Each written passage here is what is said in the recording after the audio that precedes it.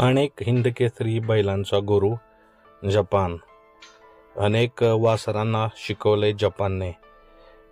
जपानचं असं शांत राहणं बैलगाडी क्षेत्राला निश्चित वेदनादायी आहे. जपानचा दफनविधी सुरू आहे. शरीर दफन केलं तरी आठवणी दफन करता येत नाहीत. त्या नेहमी बैलगाड्या शौकीनांच्या आठवणीत राहणार आणि मनात राहणार.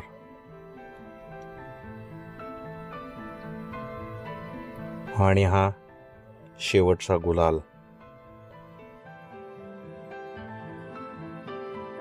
आपलं धन्याचं नाव रोशन करण्यासाठी जपान पळत होता. त्याच्या अंगावर शेवटचा गुलाल. मित्रांनो, अनंताचा प्रवास सुरू झाला आहे.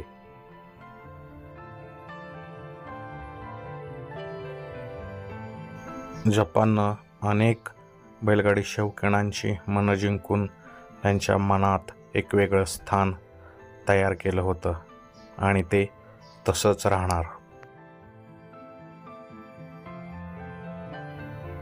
जपान सदैव आठवणीत राहणार. जपानला भावपूर्ण श्रद्धांजली. नेहमी आठवणीत राहशील तू जपान.